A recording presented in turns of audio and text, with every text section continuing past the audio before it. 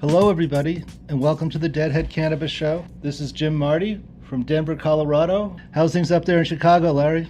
Jim, everything's going just fine up here. Thank you. Nice to see you. Nice to hear you're having fun. It's actually been warm here, 60 degrees. I'm really excited for today's show. And let me just throw it over to our other co-host, Robert Hunt, who's out in lovely sunny California and always has the nice weather. Rob, how are you doing today? I'm great, Larry. I'm actually getting pretty fired up because I'm heading up to Lake Tahoe for 7 days of skiing starting Friday. So finally get out of Southern California and get into the mountains, and hopefully it's snowing up there at least a little bit tonight and tomorrow, so hopefully it should be pretty fun. And a friend of mine in the cannabis industry was kind enough to give us a beautiful house on the South Shore, so we are having a nice family vacation. How wonderful. Good for you. That's going to be a great time. We'll be thinking of you here. Love it up there. It's always a good place. Before we get to our guest today, we've got a great guest that I'm looking forward to asking some questions. We got to say goodbye to a Deadhead. Lance Buckner passed away last night, and I met him at a Grateful Dead concert at Red Rocks, June of 1984. My business was 3 months old. I didn't have very many clients, and being a rookie, I didn't have any business cards with me. But we got talking during the show, and as we passed a joint around, they said to me, "So you're an accountant?" And, we said good evening bye that night, and a few days later, they looked me up in the phone book, the Yellow Pages, and gave me a call. And they've been friends and clients since 1984. That's unbelievable. Yeah, he was 70. He'd had some serious health challenges, kidney failure, that type of thing. So we'll be having a smoke for him this evening. Very sorry for your loss, Jim, and again, I think that might set the tone for one of the themes we're talking about today. And 2 days ago, being March the 8th, is the 47th anniversary of the passing of Ron McKernan, who was the original founding keyboard player for the Grateful Dead, and really the person that set the Dead on post psychedelic and more into a blues genre that really set the tone for the rest of their career in many ways. So we were going to look back and think about some of the great music that Ron pigpen-podcast gave us as well. And we're really fortunate today to be joined by an old friend of mine, Claudio Miranda, who is joining us from Northern California. Claudio, as well as being a longtime Grateful Dead fan, is also the CEO and the founder of Guild Extracts, one of the cutting-edge suppliers of extracts into the California cannabis market, whose team has done some of the most innovative work you can think of in the extract side of the cannabis industry. So, Claudio, welcome to the show, and thanks for joining us today. Hey, thanks, guys, for having me. Really appreciate it. So, as we always like to, kind of give some stats, you want to talk about your experience on Grateful Dead Tour and kind of when you first saw your first show and how many shows you ended up seeing and any highlights that stick out in your career as a Deadhead? Sure, yeah. Well, I first started seeing the Grateful Dead around 1987. I was born in Hollywood, raised in Southern California, so I remember that being the Grateful Dead and Bob Dylan tour when they were doing their rounds in '87, and caught them at Anaheim Stadium. So that was really fun. Very memorable show, so memorable that it just kind of completely changed the trajectory of my life. And really subsequent to that, just like a lot of us, I just started catching every kind of show I could, starting within Southern California. There was a lot of bounty there, between kind of Irvine Meadows and Long Beach Arena and the Forum, and then going down to San Diego and up to Ventura. So there was lots to see in that general area, in that 87, 88. And then kind of as the years went by, made my way up north and started seeing shows up in the kind of Bay Area in the kind of 89 time frame. Well, 88, 89, went to Laguna Seca in 88, and then started kind of branch my way across everything I can catch in California around 88, 89. And then from there started kind of jumping across to the East Coast and started doing kind of full tours. As kind of 1990 hit, I was doing as many full tours as I could, catching really every show I could of every tour that I could possibly catch, and did that for a few years, and then really kind of jumped off around kind of the 93 time frame, and still caught shows all the way to the very end, but wasn't actively touring, and so. But really caught it all the way to the very end in 95. But in that kind of period from 87 to 95, definitely saw somewhere between 200 and 300 Grateful Dead shows. I would say somewhere 50 to 100 Jerry Garcia shows, and all the other kind of splinters of Grateful Dead type bands in between. And so, yeah, it was probably one of the best times of my life. Really loved it. And, I think as it relates to cannabis, that's where I cut my teeth in cannabis. And for a lot of us, we were doing a lot of activity with cannabis throughout those touring years. And that's really where I learned everything that built the foundation for my knowledge and understanding, and most of all, kind of respect for cannabis and its heritage and everything that we've grown to develop over the decades. So, yeah. Well, that's a great story, man. That's, from a Deadhead's perspective, that's very inspirational, And I sit here saying, I wish my parents were listening, because they always used to give me grief. I saw 110 shows, and I started in 82 and saw them through the end in 95, but got married in 87 and had kids, and that kind of slowed me down a little bit somewhere along the way. And, my buddies in New York and my buddies in California would always talk, hey, if you live here, you can catch 20 or 30 shows a year, without even leaving, your zip code sometimes or whatever. And I really love that. But I saw my first show ever in the summer of 82 at Ventura, and it was a great place to see a first show, and just fell in love with them, and saw my second show in Syracuse. So I was already going cross country with them all the way. But that's great. And, it's wonderful to hear that not only do you have the Dead background, but it really kind of provided an entry for you into cannabis. But here's my question for you. What I'm curious is, how long have you been involved in cannabis? What did you start in, and when did you make the switch, if you did do it this way, from flower over to extracts? Yeah, great question. So, if you figure that, so before jumping on Grateful Dead tour and seeing the Grateful Dead, I was actively involved in cannabis. I started to kind of cut my teeth in the kind of sales side of that when I was really in junior high school, and kind of that bled into high school. And then by the time Grateful Dead came around, I was like, oh wow, here's a bunch of people just like me doing what I love to do. And so then, what kind of started off as just kind of a local neighborhood thing, kind of turned into more of the kind of Grateful Dead and doing that side of it, and touring and whatnot. But really from really early kind of teenage years all the way through college, I ended up moving up to the Bay Area from the LA area to go to UC Berkeley. And so that's one of the reasons I kind of dropped off tour, was to get kind of my education back on rails. I went my way into UC Berkeley. And while I was at Berkeley, I actively started cultivating.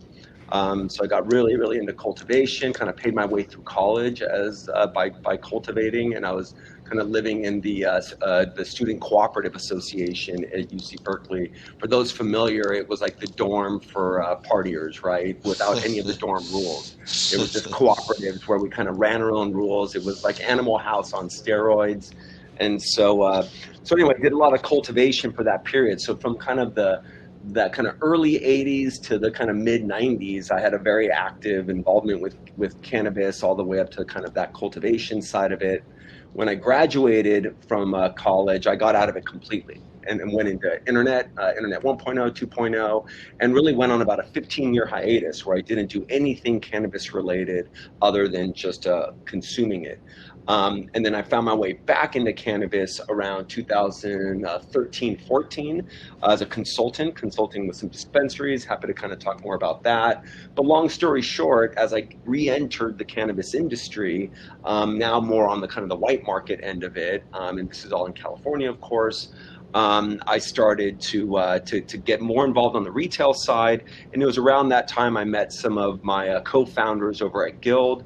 One of those founding members was an extraction artist, and he really knew all the ins and outs of cannabis extraction. It's not something that I have ever done. Yep, that'd be Brad. And it's not something that I've ever done as like a craft or a technique that I've ever developed personally. It was more so through my partnership with Brad. He brought all that know-how and skill set and innovation that kind of made a lot of the popularity around Guild is very product driven. And what my role in that was more on the brand side. So if you think about Guild Extracts, it's kind of one part product and innovation, one part brand and kind of all the design and kind of what we represent in the marketplace as a brand. And I'm really managing managing more of that brand side. He's managing the product side. And so that's how I got into concentrates, as one of the facets of the Guild family of brands, which to this day is the lead dimension of Guild is Guild extracts. So that's the story. Well, that's really interesting, and I love hearing out of all of that, because as a guy who got introduced to cannabis when I got to college in the early 1980s, for us there was never anything other than flower, although we didn't call it flower back then. And, it was usually whatever you could get your hands on, and it was nothing like what we experience today. But it really formed, at least for me and a lot of my friends, the real basis for our cannabis experiences and the way we still experience it today. 5 years down the road, where do you see the relationship going in the marketplace for flower versus extracts and whatever else is still yet to be discovered and turned loose on us? Yeah, well, look, I think one of the interesting things we've seen as cannabis has kind of got popularized and more normalized and kind of has entered into the mainstream arena of this kind of consumer packaged goods. And, part of it, and for better or for worse, it's just being largely commoditized, like you would find like coffee and rice or other kind of commodities in the market. And of course, as a consumer packaged good, there's a big kind of branding and design element to that. But look, I think one thing that we're seeing is that all the different form factors and ways of ingesting cannabis is really what's novel. That's not to say we weren't ingesting cannabis for decades, right? We were always making, cookies and brownies, right, and people were always making hash, but, we didn't have the range of topicals and edibles and elixirs and beverages. It's just you've got this broad range of ways of consuming the product, as well as I think we've learned a little bit more. We've developed the science around the medicinal use cases. So you've got, this universe of medical use cases, recreational use cases, a variety of form factors in terms of delivery systems of how people can consume cannabis. And that's just increasingly eaten away at flower as the predominant kind of use case, right? Flower used to be, we would argue, 99% of how people consume cannabis. And then, you would have hash and maybe someone's homemade brownies is taking the very small end of that, depending on where in the world you lived. But certainly here in America, I would say flower was always in the high 90 percentile. And then as cannabis is getting increasingly kind of popularized and mainstreamed, we're seeing all these other categories eat into flower's market share. I think in most places, it's 50-50, or it's increasingly sliding below 50% of total revenue for depending on the market. And I think that will increasingly trend in that direction, because what we're finding is, as you find everyday Americans, whether it's your grandmother or a soccer mom or your dentist or whoever it may be, I think with flower, just the fact that there's some friction in its use, and there's obviously all the smoke that people don't want to inhale, and there's the odor and all those other factors, that a lot of these other types of customers that are entering into the fold want more discrete forms of consumption, more healthy forms of consumption. And I think that as brands kind of develop those products that serve those use cases, we'll see flower continue to diminish in its percentage of revenue that it kind of takes of the pie overall. And I would say the future, I would see it taking a third or less of total cannabis sales, maybe in 5 years. But somewhere in the 30-40 percentile, I would say. And then we'll have all these other great products that you can consume. And speaking for myself, I'm increasingly loving to eat edibles, and I'm loving to try some of the new products. And it's like on one part of my day, I'm consuming one type of product. On one part of my week, I'm consuming another type of product. And I love it. And I think there's a lot of, kind of curious people entering the fold that are just like, wow, it's like a kid in a candy store trying all these cool different ways. And then it goes from macro dosing to microdosing and non-psychoactive to psychoactive. And it's just, again, like a kid in a candy store. Loving it all. Well, Claudio, Jim Marty here. Got a few questions for you. And I was just with a client last couple days, and they're at about 53% concentrates to 47% flower. And I think that's pretty much true with the rest of Colorado.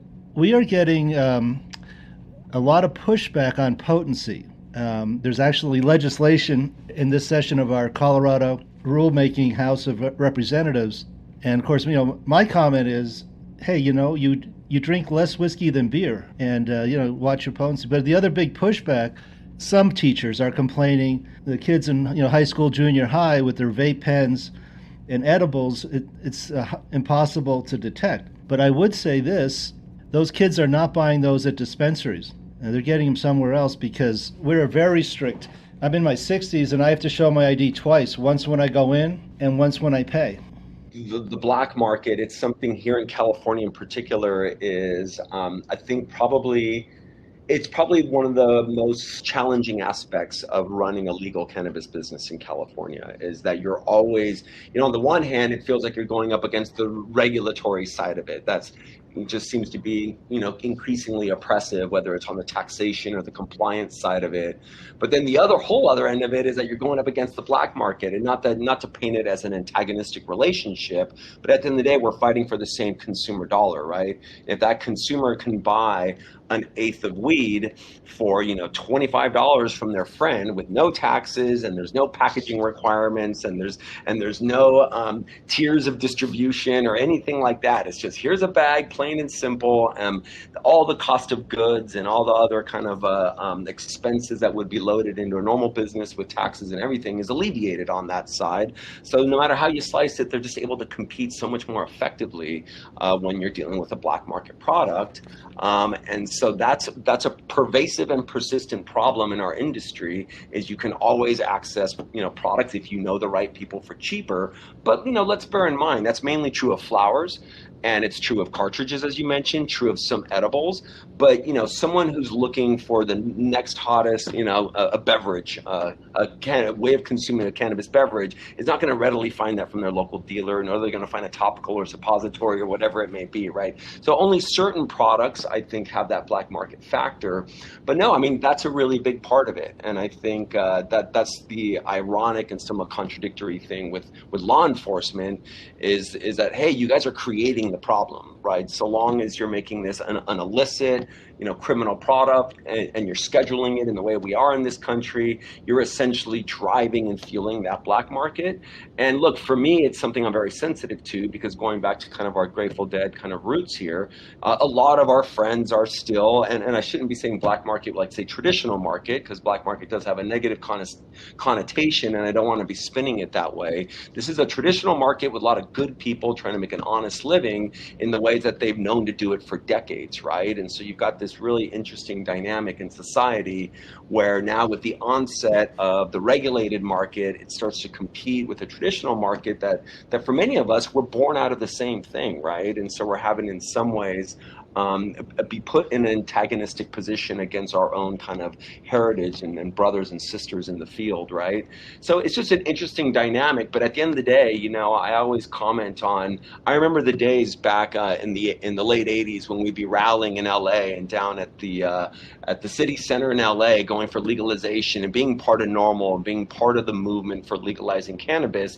And it's kind of like, what did we expect, right? Like, we should have kind of expected that as and I remember the slogan was, legalize, regulate, tax, educate. And I remember in the back of my head that slogan, legalize, regulate, tax, educate. We were picketing in front of in front of the city center there in LA. And I'm talking like late 80s, right? Advocating for legalization. And this is the outcome, right? It becomes part of just the normal business world. It gets regulated, it gets taxed, and then a lot of people get cut out of that picture. And it's somewhat of a self-fulfilling prophecy. And I don't know, it kind of is what it is. I hate to say, it's kind of like, careful for what you wish for, right? So anyway, I know that's a ramble there, but no, that's good, Claudio. Yeah, well, we've started referring to it as the illicit market, getting away from the black market term. Would you comment on the potency issue? It's funny you mentioned that, because Guild Extracts really, my company, we gained our reputation from creating what's effectively the strongest hash ever known to man. At the time, there was a race to the top of potency. We all remember back in the day when you would smoke Mexican flower, that would be like 5% potency or something like that. We got Thai stick. I remember we were importing Thai stick out of the Long Beach Harbor, coming in Thai stick, Buddha Thai, and we're like, wow, that shit must have clocked in at like 10, 12, or whatever percentile it did. Now you're seeing flower that's flying well past 30, 35%, and it's crazy. Now with concentrates, you get in 60, 70, 80, 90%, and at that race to the top kind of dynamic that we had with connoisseurs wanting ever increasingly potent product, Guild Extracts came out with THCA crystalline, which clocks in at 99.99% pure. It is the strongest hash, technically speaking, ever made by man, and you cannot make anything any stronger, right? So on the question of potency, we can kind of go down in history, among others, but really of creating the most potent cannabis product that you can ever kind of make on a kind of per dose basis, right? So that's an interesting kind of question within that context. But on that note, I would agree. It's interesting. That's just kind of one dimension of cannabis that people who want to really, really get have a potent effect, and that's not just for recreational purposes of getting quote like faded or just trying to get a little bit higher buzz if you've been smoking all day. But there's people with real chronic pain out there that the higher potency really alleviates that chronic pain in ways that lower potency products can't. But what we're seeing on the opposite end of that spectrum is all these use cases for micro dosing, cannabis, and just speaking for myself, I really enjoy that because like many of us here, we have very busy days and I've got a lot of stuff to do and I can't be knocking myself out in the morning with a massive dab, right? And so I love taking low kind of dosage edibles or something that's a high CBD to THCA ratio. And so look, to each his own, right? I think there is a place in the market for high dosage cannabis and a place in the market for low dosage. And that's, I think, the beauty of the cannabis industry is you have so many different use cases, so many different customer types, so many different form factors that I can't think of any other consumer product in the world or category that has that much range and diversity. It's really an amazing thing. Yeah, I have a follow-up to Claudio. In my trip to the mountains this week, I visited a good client up in Fraser, Colorado. He won't mind if I mention their name in Gotti, one of the top in Colorado. But for the first time, I saw quarter-gram joints. With COVID, people aren't passing joints around. You're out with your friends, everybody takes their mask off and passes a joint around. So much for worrying about COVID, right? But no, quarter-gram joints. Yeah. Amazing. It is amazing. That's actually an interesting development in the market that with COVID, the small kind of the selfies, the little kind of one-man joints has become really popular. I think it's interesting because if you look at the data side of it, you'll find that there's a direct correlation between the onset of COVID and the popularity of very small format joints.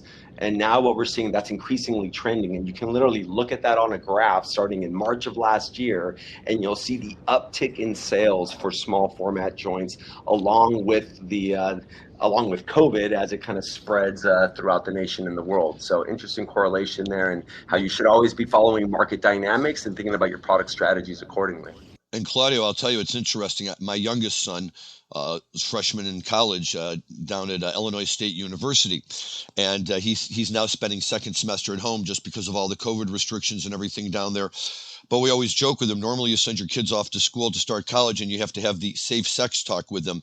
This time it was the safe marijuana talk. If you want to get high with other people now, you're each going to have your own joint, or you're each going to have your own one-hitter, right? Things we never had to think about back in the day. And in fact, back in the day, it was the sharing of the joint that, ultimately built community. That's how the guy next to you, or maybe right in front of you who was a little too tall, if you'd start sharing your joint with him, eventually you could get him to move over a little bit and then you could see the stage again and, harmony was restored. But, in today's world, he's like, what am I supposed to do, Dad? I can't bring a guy back to my room. Then we take our masks off and we sit there and get high together. It's like, and you don't think about that kind of stuff, but, this is true that these individual ways to do it are, probably where we're going in the future.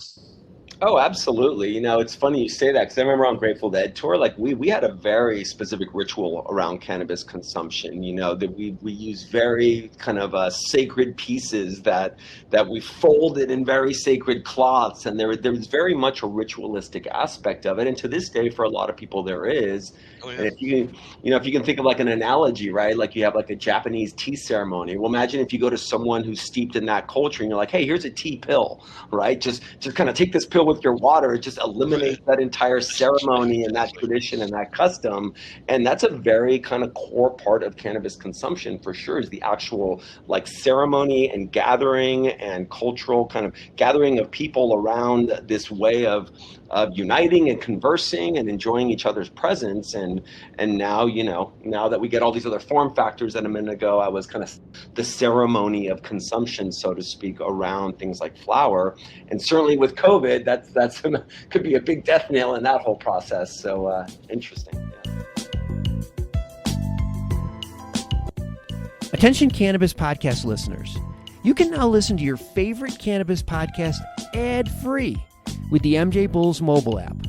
Just download the free MJ Bulls mobile app to your smartphone to start enjoying Cannabis podcasts with no commercials.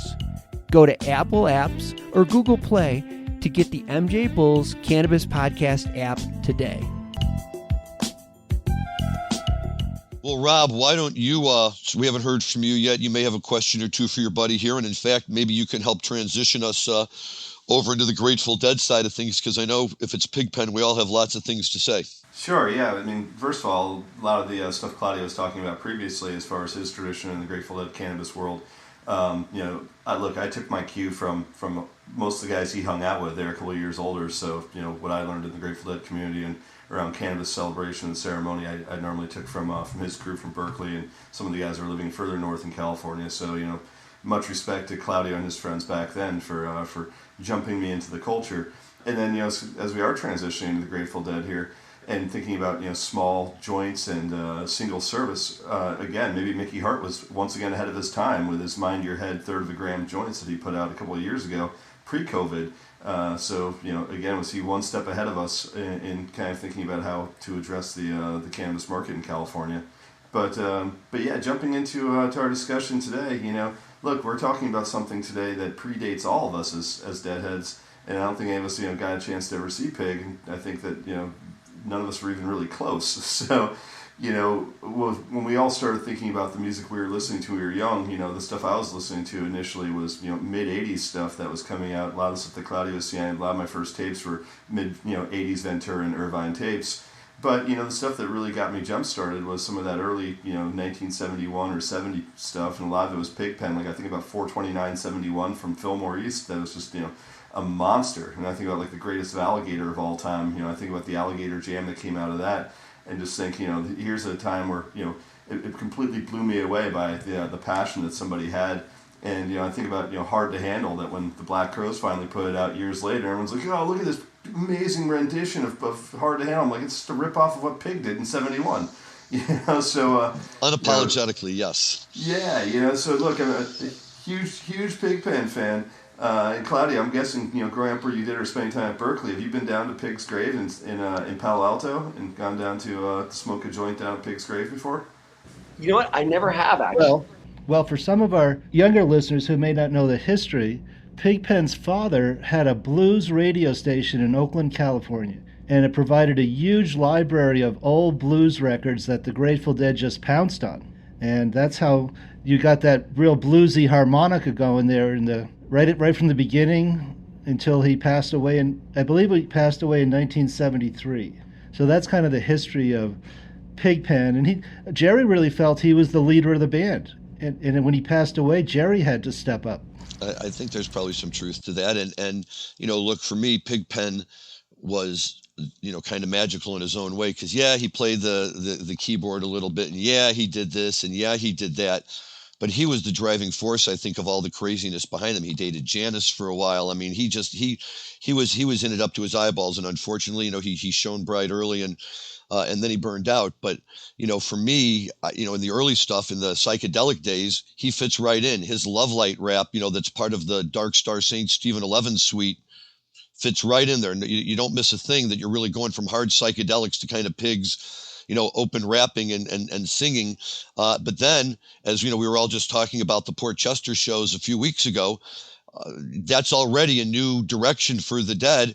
And boom, he slides right over into that. He's got songs on Working Man's that are great songs, and songs on American Beauty that are great songs. He could ply his trade anywhere he wanted, and it's a shame that we never got to see him, and it's a shame that he's gone. But I have to tell you that when I talk Pig, and there's probably thousands of things about him I love, but the two that really stand out for me are, number one, in a show from the Manhattan Center on April 6th of 71, and I picked this up when they put out that first original box set with all of the original albums in it. I can't remember what they called it.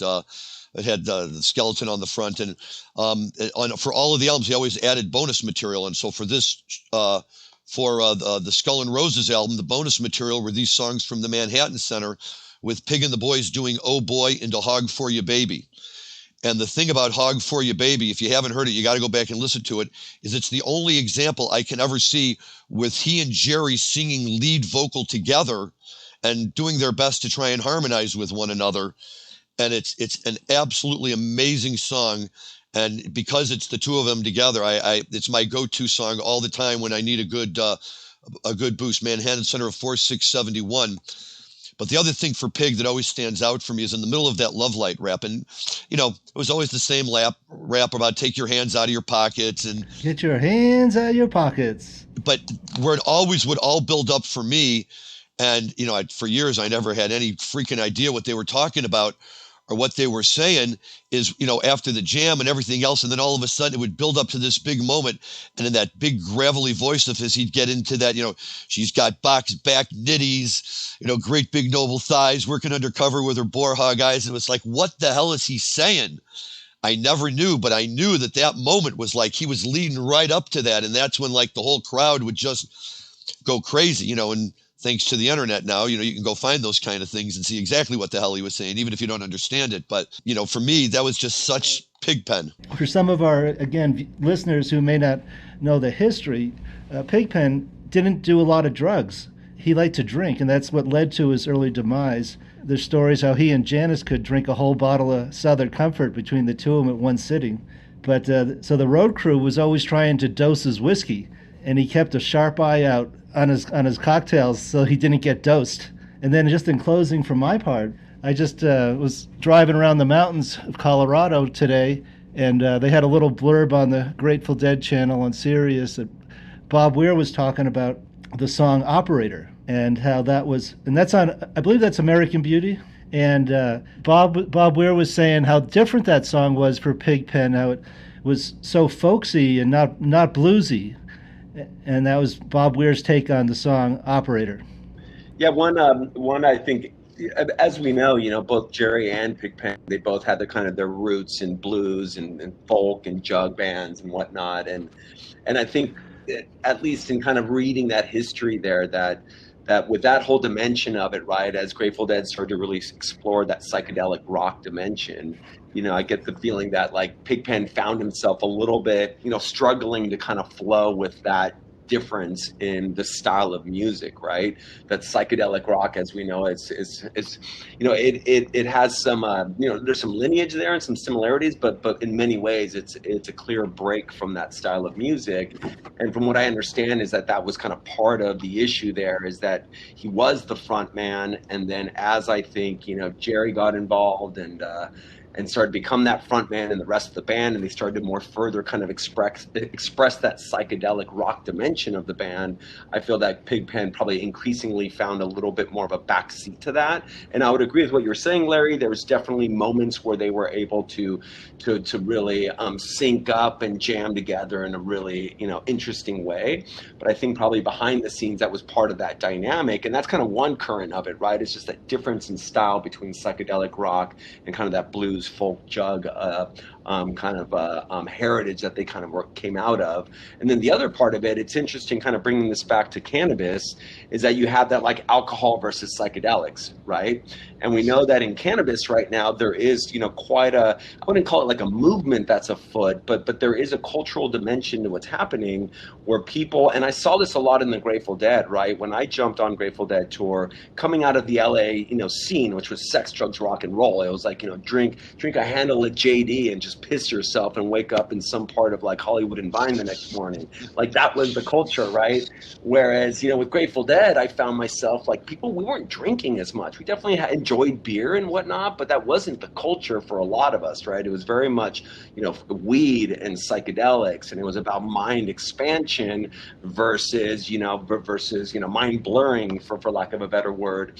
And I think there's kind of currently that tension within the cannabis industry that I am increasingly finding myself going going to, pre-COVID, going to like parties and events where there is no alcohol, right? Where you're doing CBD and THC infused elixirs and beverages, and you're finding kind of the absence of alcohol. And we know that in the data right now, the alcohol industry is really watching cannabis closely because they're seeing the sales of cannabis eat into the sale of certain alcohol products. So to Pigpen and the Grateful Dead, right, where it's like the alcoholism there, and that's ultimately, I think, what he died from, right, was kind of organ failure from what seemed to be from alcoholism. And anyway, it's just interesting if you think about those parallels, that as the Grateful Dead found its kind of psychedelic wings and really started to move toward a little bit more of the dimensions of psychedelia, like what role did kind of hard alcoholism have in that paradigm? And what role does hard alcoholism have in the paradigm of kind of cannabis as maybe a different way to kind of recreate, right, to consume and do mind expanding, products, right? Anyway, just an interesting parallel to think about. It makes you think, what effect Pigpen would have had on the band going forward, because again, he really was, the catalyst to drive them out of the psychedelic era into the more of the Americana, folksy, bluesy era that they went into for a period of time. I mean, going into the early 70s, it was heavily laden with blues, and then started migrating over to more country as Bobby found his country roots. But you went through different periods. But the bluesy side is something that the Dead never really left, and I think we can all thank Pig for that, because as interesting as the psychedelic side was, there was also kind of an unsustainability of just like, all the way out there, pure psychedelia that we had, like, from the Matrix shows of the Avalons in 68 to what we started seeing as much more compositional focused Grateful Dead in the early 70s that then segued into what many people consider to be their best era of, just the post Pigpen years, where he gave them the foundation that they really drove from with Keith and Donna afterwards. But would if he'd stuck around, would have been driven more towards Pig's influence. And as Jim said, Pig largely being seen as the leader of the band during that period, that would have taken the reins and said, let's take the direction of much more towards like a very, very folksy, bluesy band, rather than the marriage of all different styles that we came to know by the time like the era we started seeing the band. No, I think that's a great point, and you're right. It just goes into the bin of we'll never know. But what I loved about Pig is, like I was talking about last time, I've got the box set from the Fillmore West of March 1969. And I think my favorite song on the whole album is at the end of the third night when he trots out there and his voice is like completely shot and he tries to sing Hey Jude. And he stumbles through it and he mumbles through it and he can't, but it doesn't matter. It's Pig and he's out there singing. And I'm sure that everybody in the audience was just thrilled to death to have him there, to be singing a song that was, a brand new Beatles song at the time. And there he was belting it out. He wasn't afraid to, to try. And it's like, who would challenge the Beatles with one of their own songs back in 69? Pigpen. And, he got away with it just fine. So I have a Pigpen story. They were doing a show, the Grateful Dead, with the Doors back, obviously in the 60s, since Jim Morrison died, I think, in 1970. And Ray Manzarek, the keyboard player for the Doors, he noticed that he and Pigpen had the same keyboard. And he said, hey, man, why don't we just play your keyboard all night and we won't have to set mine up? And Pigpen said, no. And Ray said, what's going on? What difference does it make? And Pigpen said, it makes a difference. Okay. Very good. Very good. Well, this has been great, Claudio. We really appreciate having you on the show. Your depth and knowledge of the Dead is always welcome when we're hanging out because, as I tell all my friends who always look at me and say, God, you know so much about the Grateful Dead. I'm like, nah, really, I don't. And there's people out there who really do know a lot about the Grateful Dead because they have seen 200 plus shows or, because they have hung out with the people that have, had the inside connections and all of that. And for me, what I really like about it is, no matter how long I've been into them, I'm constantly learning new stuff about them, and with all due respect to the Rolling Stones, I can't remember the last time I learned anything new about Mick Jagger or, anything new about their music. And, their music is great, but it is what it is. But here, I could be talking to you and you could say, oh, have you ever heard the version of, Wharf Rat from this show? Well, gee, no, I haven't. And then I jump over to Wharf Rat. And, there it is. It's like a whole new way to experience the song. So we love it. We're really glad that you can join us. Your extracts business sounds really interesting. And one more time, please let our our listeners know how they can get a hold of you or Guild Extracts if they're interested in, checking out what you have. Yeah, for sure, man. So if you want to kind of just see us online, we're at guildextracts.com. And from there, you can get kind of links out to our Instagram and stuff. But on Instagram, we're at guild_extracts_. We also have a clubhouse room that our co-founder here, Brad, that we referenced, is actively hosts, and he's actively on Clubhouse. So definitely seek him out, Brad Robertson.